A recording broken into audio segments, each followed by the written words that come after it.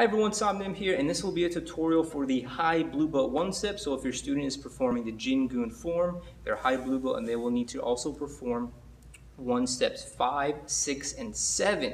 Now there is an 8 and 9 blue belt one step, but those are sometimes either bonuses or we wait until a student is low brown belt to learn them. They are a little more advanced. So this video will be only about one steps 5, 6, and 7. Okay, so let's go ahead and get started on those. These are some very unique one steps. Starting off with number 5. Right. We're going to go slow motion, start with the left leg, side kick. As he spins around, he's a reverse round kick, fighting stance, round kick key. Right. Okay. Go ahead and do it. You're behind Mr. McCullough now to follow him. Right. So left side, spin, reverse round, round kick key. Right. Go full speed here, then I'll give my tips on this one. Right. Right. Okay, so number 5 is definitely unique, and a lot of students struggle with that second kick, that spin, reverse round kick. No other one step has this kick, and so we have to really zone in and perform that one quite a bit. Here's my tips when you're trying to learn that one. First, make sure your foot, you just practice this position. Can you just pick up your foot? Kind of like if you've ever seen hacky sack games, where that's how the foot's kind of picked up in front of them when they kick the hacky sack. So that's the starting position, and then kicking out an angle. You can also stretch like that so you can get used to it. Go ahead and punch out to me. So after the side kick, I'm going to turn quite a bit before I even pick up my foot. I turn, I can actually already see him with one of my eyes. Now I'm going to pick up. And even though I have to finish this spin, I do a very slight pause on this kick. So how do I finish the spin? Well, that's the next big tip. So after I kick, I'm going to use my arms, throw them back, and force myself into the fighting stance before my round kick key. So I'm going to do that one more time. So I kick side, arms. Using that arms will really be the key to getting back into a fighting stance, even though you have to kind of stop on that reverse round kick. So that's the tips for number 5. Number 6, spin time. Oh my God. Okay, we're going on to blue belt number 6. This one has another one step with spin crescent block. So I hope you've been practicing that in blue belt number 2 when you're low blue. But let's go ahead and get started with blue belt number 6. Right. Starts out with a regular crescent block and a round kick to the head. Then he starts turning to a spin crescent block and round kick key. Right. Okay, let's go ahead and do it from behind here so he can show you. Right. Crescent, round, spin crescent block, round kick here. Right. And we'll go full speed. Right. Right. Okay, now this one step is also A and B, so real briefly I'm going to have Mr. McCullough do the other side full speed right here. So you have to work on both sides. So you did left leg last time first, so we're going to start with the right leg crescent block. Go ahead here again. So. Right. Okay. So make sure you practice both sides on this one. The main tip obviously is to work on that spin crescent block, hardest move in that one step.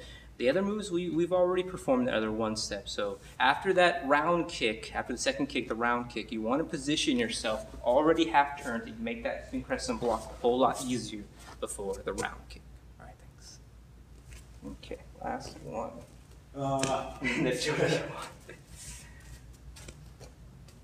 And lastly, we're going over blue belt number 7, the most advanced one step before brown belt. And this one's pretty advanced because it has jump kicks in it. In fact, some very unique jump kicks in it with a jump inside crescent block, a jump spin heel, and a hop side. So we're definitely going to take our time and show you quite a few ways to practice this one. Okay, so let's start off with, we can't really do slow motion with any of these moves really. Okay. Let's do probably the left foot first. Oh, that's not that one. So a regular crescent block would be outside. This though is an inside, so his left foot is coming this way and hitting the arm in. You also want to allow your body to turn with this jump so that it makes your jump spin heel a little bit easier afterwards. Okay. Right. So jump crescent block and land. Okay, you can see how turned he is. That way it makes his right heel, jump heel kick a little bit easier. Go ahead. and he's back in fighting stance. Once here, the front leg is now going to be doing a hop side, which is sometimes very short for this position. Usually hop side is very large, but that's okay. You can still do a small hop side kick. Go ahead. Fight! Okay. All right, so that's number 7. Let's go ahead and have you perform in front of them so they can fall. Fight! Yes, let's do the right leg this time so we can show the A and B. Fight! Okay, and we'll do it one more time at this end. Either one you want. Fight! Fight! All right.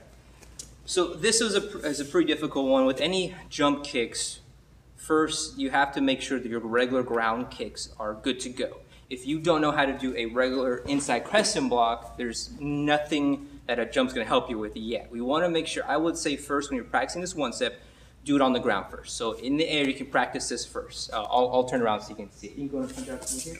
So I would practice it like this first. A regular crescent block, a regular spin heel, and maybe like a step side. Those are all the moves minus the jump and the hop.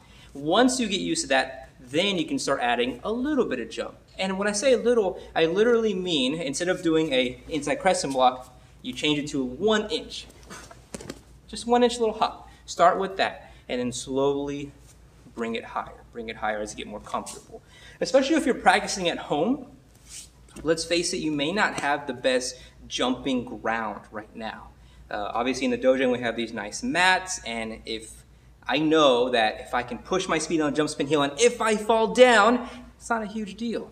If you're at home practicing in your garage, ooh, that's not going to feel good. So I would definitely practice on the ground or with a very small hop at home. And then when you do get to the dojo, or if you want to practice maybe in the grass or somewhere softer, then you can try to bring up that jump. Okay, thanks.